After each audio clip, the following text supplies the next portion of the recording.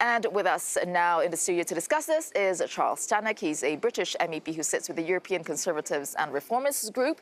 And still with us is Brian Maguire from Euractiv and our political editor, Darren McCaffrey.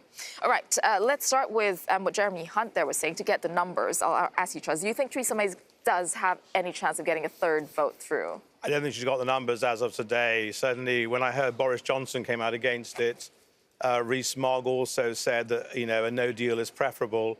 She would really need to work a miracle at this stage because she needs an awful lot of Labour rebels, and there's no evidence that the Labour are going to rebel in large numbers to back her. So I don't think she's got the numbers. So I would be most surprised if she were to submit. Yeah, but nothing changed between the last time and this time. Yeah, which is one more reason why it's not even clear that the Speaker is going to allow such, a motion, because clearly Erskine May says you can't resubmit the same motion more than once within the same parliamentary session. So already they were on thin ice constitutionally, and I don't think she's got the numbers anyway. So this actually ends up in a situation where on Thursday, if I could read my crystal ball, I would suspect the Prime Minister's going to come to Brussels asking for a long extension. Well, I mean, is that where we are? That now seems inevitable, given the fact, as Charles was saying, that John Burke this afternoon's announced that essentially there cannot be another meaningful vote unless there is changes made to the withdrawal agreement as it currently stands. Of course, under kind of the British Constitutional Convention, you can't bring the same thing back to be voted upon in Parliament in the same session. Yeah. So under those circumstances, Theresa May has no choice but now to ask for this long extension. But the problem is not necessarily her requesting it, is what will the response be from here? Because actually, even though the EU 27 will be perfectly willing to offer a short technical extension that means that Britain doesn't have to take part in the European Union elections, essentially up until May 23rd. A much longer one is so much more difficult. It's really tricky. It is undesirable.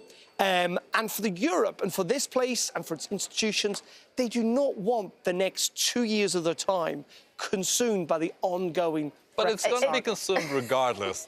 Even if Britain decided somehow that it was actually going to leave and got the legislation done, you're still going to be clearing up the mess for the next few years. Well, you've got future trade talks. Yeah, and all that. Which will divide it's going to take another how many years? There's a very good chance in 2 weeks' time Charles is going to be announcing his candidacy for the European elections. Well, you might want to announce it here if you want to. A bit premature. I'm not. All right, but Darren, you were trying to get you were trying to get a gauge on what the European 27 countries would vote. Yeah, indeed. Trying to get a range of opinion. We know, for example, that Donald Tusk sent that tweet out on Friday. He's quite supportive of that, saying he was in favour of a long delay. The Irish clearly are. Daniel Hannan, the arch-Brexiteer, in favour of staying in now for 21 months. The Germans as well. Unbelievable. Some are much more sceptical, not least the French, the Italians, and it appears the Slovenians, because I interviewed the Foreign Minister of Slovenia earlier on today and asked him that very question about how he felt about a long extension. Let's have a listen. Let's say reasonable extension for which would provide a reasonable solution for both sides is, let's say, a good solution.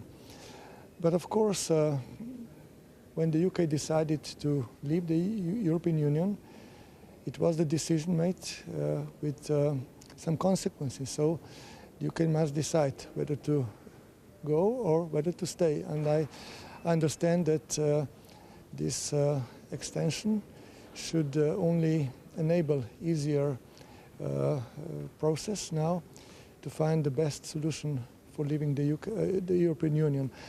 I hope that, and I'm sure actually that the remaining 27 member states will remain united regarding this issue.